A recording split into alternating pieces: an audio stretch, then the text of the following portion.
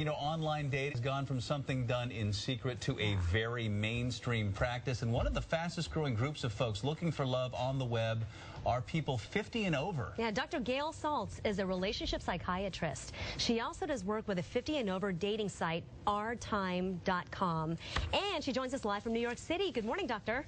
Good morning. This is a really important topic for so many folks. Talk about how many people over 50 are hitting the web looking for love, and kind of put this trend into context for us.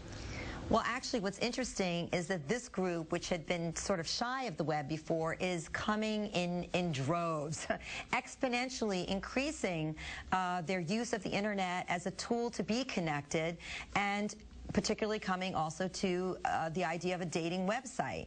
In addition, this is a population that, you know, often they're divorced, they're widowed, they're newly dating for the first time in maybe a long time in their 50s, and it's difficult. Like, how are you going to meet someone? You don't feel comfortable maybe going to a bar, or, you know, you're not a young person who's connected in the same way anymore. So a dating website can provide a real advantage. Yeah, Doctor, Bill said a key phrase in his last question, looking for love.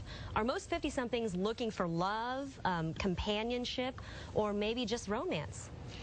Well, we did a survey, and what we found in this over 50 group is they are looking for a long-term relationship, but they're not necessarily looking to put a ring on it. So the legalities are not as important to this group as, say, younger people who maybe, you know, are looking for someone to have children with and start a family with.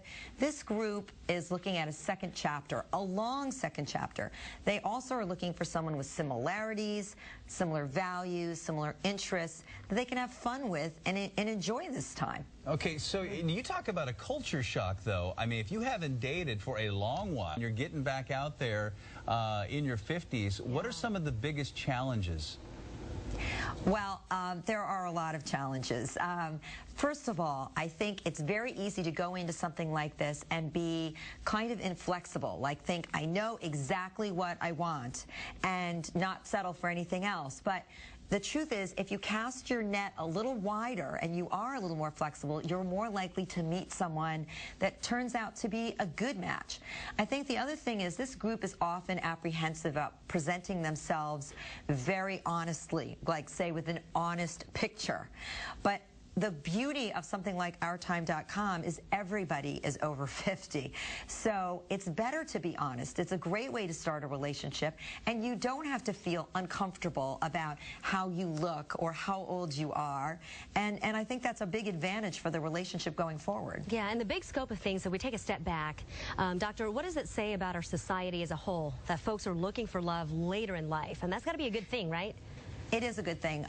One, it's a good thing because the fact is, studies show relationships are the #1 source of happiness. People who are in long-term relationships are happier than single people. In addition, they get health benefits from being in a long-term relationship as well. And what I think it says about our society is a recognition that we're living much longer, and that we're fit and we're vital, and we want to have this in our lives, and that there's no reason we shouldn't have this in our lives for the rest of our lives, particularly when it's of such benefit, frankly, to everybody. Dr. Gail Saltz, thanks so much for talking with us. This is a really important topic right about now. It is. My pleasure to be with you.